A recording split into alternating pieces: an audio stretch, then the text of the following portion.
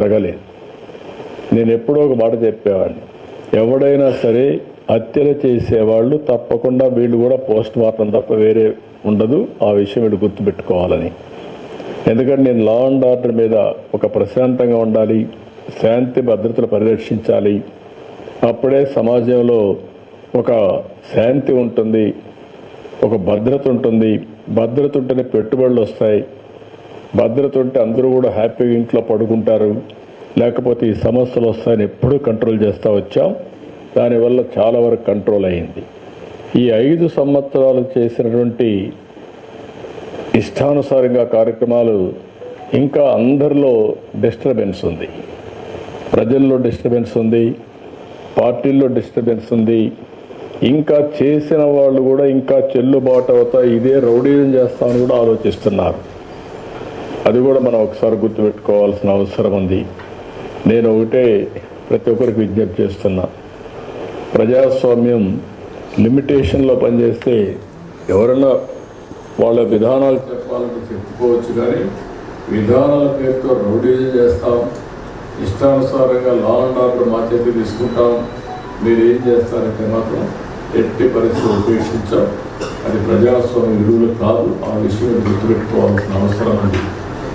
Law and ఆర్డర్లో మనం ఒకసారి చూస్తే రోడ్స్ అని బ్లాక్ చేయడం, ఎక్కడికెక్కడ స్తంభింపజేయడం, లేకుంటే ఈ మధ్య మనం చూస్తున్న రఫా ఏంటో నాకు అర్థం కాలేదు, రఫాలు ఆడిస్తానని.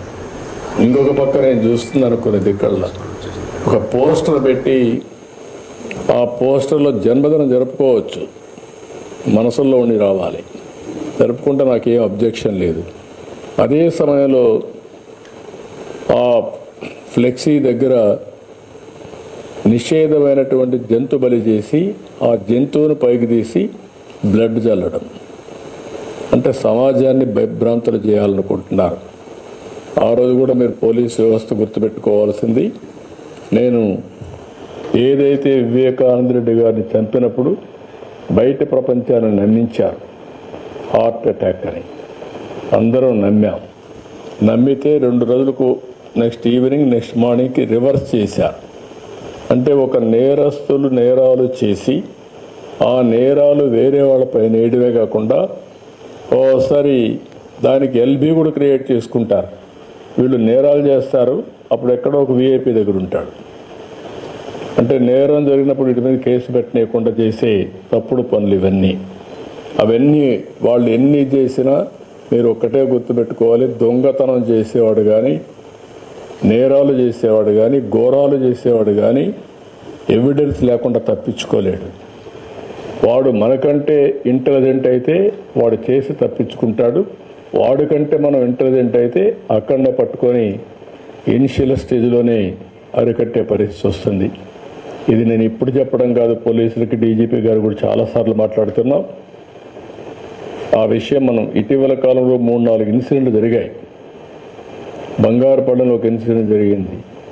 గుంటూరులో వాళ్ళ వెహికల్ కింద ఒక అతన్ని వేసి తొక్కించేసి వారుగా వారేసిపోతే తర్వాత అంబులెన్స్లో వీళ్ళు తీసుకుపోయి ప్రాణం కాపాడలేకపోతే మళ్ళీ వాళ్ళ బంధువులు పిలిపించి పోలీసులే అంబులెన్స్లో పెట్టి అంబులెన్స్ చంపేశారని చెప్పి నేరం మన మీద వేసే పరిస్థితికి వచ్చారు. ఇలాంటి ఆటలు సాగనీయం, ఫర్మ్గా ఉంటాం. నేను ఒకటే చెప్తున్నా, ఎవరైనా సరే వాళ్ళ పని వాళ్ళు చేయనండి, నాకే అబ్జెక్షన్ లేదు. వాళ్ళ పని కాకుండా ఇష్టానుసారంగా చేసి ఈ ప్రభుత్వం అసమర్థత చేతగాదు అని బ్లేమ్ చేస్తే మాత్రం ఎవరిని వదిలిపెట్టే పరిస్థితి లేదు. పోలీసులు డ్యూటీ పోలీసులు చేస్తారు. ఎవరైనా సరే ఒక పద్ధతి ప్రకారం ఉండాల్సిన అవసరం ఉందని చెప్పి కూడా మరొక్కసారి పోలీసులందరికీ విజ్ఞప్తి, రాష్ట్రం మొత్తం పోలీసు వ్యవస్థకే విజ్ఞప్తి చేస్తున్నాను. ఇటీవల నేను చూసినప్పుడు కొన్ని అయితే అతి నీచంగా దారుణంగా బిహేవ్ చేయడం, సోషల్ మీడియాలో ఇంకా కూడా అసభ్యంగా పెట్టడం, క్యారెక్టర్ అసాసినేషన్ చేయడం. నేను ఒకే మాట చెప్పాను, ఎన్డీఏ పార్ట్నర్స్ ఎవరు కూడా పెట్టాం. నేను ఎవరన్నా ఎన్డీఏ పార్ట్నర్స్ కూడా నాకు అది ఆమోదయోగ్యం కాదు. ఏదైనా సరే సోషల్ మీడియాలో పెట్టడం, లేకుంటే రౌడీజం చేయడం, లేకుంటే హత్యలు చేయడం ఎవరిని నేను యాక్సెప్ట్ చేయను. అదే సమయంలో తప్పు చేసిన వాడు మాత్రం తప్పించుకోలేడు. ఈ విషయం కూడా వీళ్ళు గుర్తుపెట్టుకోవాల్సిన అవసరం ఉంది. అదే మరి general law and order maintain చేయడం పెద్ద కష్టం కాదు. మనకు మెర్సిలెస్గా ఉంటాం. రాజకీయ ముసుగులో ఉండి నేరాలు చేస్తే మాత్రం అది ఎట్టి పరిస్థితుల్లో యాక్సెప్ట్ చేయమని చెప్పి కూడా నేను మీకు తెలియజేస్తున్నా. ఈ విషయంలో పోలీస్ వ్యవస్థ గట్టిగా ఉండాలి, మెసేజ్ కరెక్ట్గా ఉండాలి. అదే మరి నేరం జరిగిన తర్వాత మనం వ్యవహరించే తీరు చాలా ఇంపార్టెంట్. ఒక 4-5 కేసుల్లో గట్టిగా ఉన్నాము అనే పరిస్థితి వస్తే రాష్ట్రం మొత్తం సెట్ అవుతారు. ఒకప్పుడు దేవాలయాలపైన దాడులు, ఎక్కడికక్కడ గందరగోళం, దొంగతనాలు ఇవన్నీ పోయినాయి. ఎవడన్నా చేస్తే ఇమ్మీడియట్గా పట్టుకోగలుగుతున్నాం. దానిపైన మనం గట్టిగా యాక్షన్ కూడా తీసుకునే పరిస్థితికి వచ్చాం. ఇప్పుడు వైకుంఠ ఏకాదశి పర్వదినం ఇంకా 10 రోజులు ఉంటుంది. హెవీ క్రౌడ్స్ కూడా ఉంటాయి. దీనిపైన మీరందరూ అప్రమత్తంగా ఉండాలి. పోలీస్ వ్యవస్థ అప్రమత్తంగా ఉండాలి. టీటీడీ కూడా ఇన్స్ట్రక్షన్ ఇస్తున్నాం. 0 టాలరెన్స్. ఎక్కడ చిన్న ఇన్సిడెంట్ జరగడానికి వీలు లేదు. ఏ ఇన్సిడెంట్ జరిగినా చాలా ఫర్మ్గా కూడా ఉంటాం. అందరూ కూడా అప్రమత్తంగా ఉండాల్సిన అవసరం ఉంది. ఇంకో పక్క టెక్నాలజీని కూడా ఇప్పుడే నేను చూశాను. అనేది ఇక్కడ ఈ సీసీటీవీ కెమెరాలు పెట్టారు. అక్కడి నుంచి ఇన్ఫర్మేషన్ కూడా తెప్పిస్తున్నారు. దాన్ని ఇంకా కూడా నెక్స్ట్ లెవెల్కి తీసుకుపోవాల్సిన అవసరం ఇక్కడ కూడా చూపిస్తున్నాడు సుబ్రాయుడు ముందర పెట్టి. దీన్ని ఎక్కడెక్కడ జరుగుతూ ఉంది అవన్నీ కూడా పెట్టారు. That's a good thing. దీన్ని ఇంకా నెక్స్ట్ లెవెల్కి తీసుకెళ్దాం. ఇంటెలిజెంట్ పోలీస్ వ్యవస్థను పెడదాం. రౌడీ షీటర్స్ అందరిని ఇందులో పెట్టడం, ఎవరైనా ఇష్టానుసారంగా చేసి ఇక్కడి నుంచి కూడా మానిటర్ చేసి డైరెక్షన్స్ ఇచ్చే పరిస్థితి రావాలి. ఇప్పుడు పెట్రోలింగ్ కూడా మనం డ్రోన్స్తో చేసే పరిస్థితికి వచ్చాం. ఒకసారి డ్రోన్తో పెట్రోలింగ్ చేసినప్పుడు డాక్యుమెంటరీ ఎవిడెన్స్ వస్తాయి, విజువల్స్ వస్తాయి. విజువల్స్ వచ్చినప్పుడు ఆటోమేటిక్గా కంట్రోల్ కూడా వస్తారు. కేసు కూడా ఫర్మ్గా ఉంటుంది. ఆ విషయం కూడా వీళ్ళు గుర్తుపెట్టుకోవాల్సిన అవసరం ఉంది.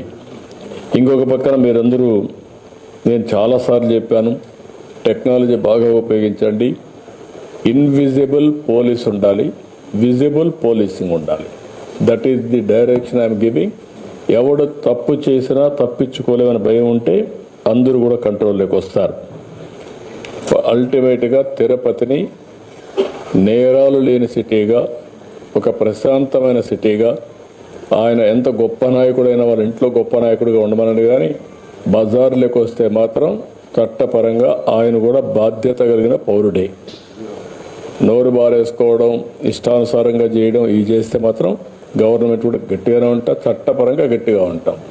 వాళ్ళ పని వాళ్ళు చేయమనండి, మనకేం అబ్జెక్షన్ లేదు. కానీ గట్టిగా రౌడీజం చేస్తే పెద్ద నాయకులు అయిపోతారంటే కరెక్ట్ కాదు. ఇది గుర్తుపెట్టుకోవాల్సిన కోరుతుంది. నేను ఇక్కడే పుట్టా, ఇక్కడే పెరిగా. నాకు ఈ ప్రాంతంలో ప్రతి ఒక్క వీధి తెలుసు, ప్రతి ఒక్క సందు తెలుసు, ప్రతి ఒక్క ప్రాంతం తెలుసు, ప్రజల మనోభావాలు తెలుసు. కాబట్టి ఎలాంటి జరగకుండా చూసే బాధ్యత మీదని చెప్పి తెలియజేసుకుంటూ, మీరు చేసే ప్రతి ఒక్క పనికి, మంచి పనికి ప్రభుత్వం తరఫున పూర్తిగా సహకారం ఉంటుంది. అన్ని విధాలు అండగా ఉంటాం. ఇది ఫ్యూచర్ సిటీ. ఎందుకు ఫ్యూచర్ సిటీ అంటున్నానంటే, తిరుపతి, ఇప్పుడు విశాఖపట్నం ఆల్ ఐటీ కంపెనీస్ అన్నీ వచ్చాయి. అమరావతి రాజధాని, అదే తిరుపతి వెంకటేశ్వర స్వామి ఉన్న స్థలం ఇది. కలియుగ దేవుడు అనగానే మనకు వెంకటేశ్వర స్వామి గుర్తొస్తారు. ఆ మహిమ ఇక్కడ ఉంది. ఎవరైనా తప్పు చేస్తే ఆటోమేటిక్గా దేవుడే పనిష్ చేస్తున్నాడు. ఇంకొక జన్మలో కాదు, ఈ జన్మలోనే పనిష్ చేస్తున్నాడు. I have seen, I'm witnessing. కాబట్టి దీన్ని ఎంత పవిత్రంగా మీరు తీసుకుపోగలిగితే అన్ని మంచి ఫలితాలు వస్తాయి. దయచేసి ఆ యాంగిల్లో దీన్ని ముందుకు తీసుకుపోవాల్సిందిగా మరొక్కసారి కోరుకుంటూ, అందరికీ మనస్ఫూర్తిగా అభినందనలు. All the best. ఎవరైతే ఈ ప్రాజెక్టు పూర్తి చేయడానికి అన్ని విధాలా సహకరించారో, శ్రీ సిటీ దాతలు కూడా సహకరించారు, వాళ్ళకు కూడా అభినందనలు, ధన్యవాదాలు. మిగిలిన అధికారులు ఎవరైతే బాగా పనిచేశారో వాళ్ళందరికీ మనస్ఫూర్తిగా అభినందనలు. నేను చాలా బిల్డింగ్స్ చూశాను, చాలా పోలీస్ స్టేషన్లు చూశాను, చాలా ప్రిమిసెస్ చూశాను. ఇది one of the best premises. ఎటు చూసినా ఒక ఆహ్లాదకరమైన వాతావరణం. ఇప్పుడే కలెక్టర్ గారు వీళ్ళంతా అర్బన్ డెవలప్మెంట్కి చెప్పి మధ్యలో గార్డెన్స్ కూడా చెట్లన్నీ పెట్టించి అన్ని ఫౌంటైన్స్ పెట్టి బాగా ఇది కూడా మైక్రో ఇరిగేషన్ పెట్టి చాలా బాగా చేశారు. One of the best police district office ఇది. దీన్ని ఇదే మాదిరిగా ఈ ఫ్రెష్నెస్సే కాకుండా ఈ ఫ్రెష్నెస్ పోలీసింగ్ పైన ఉండాలి.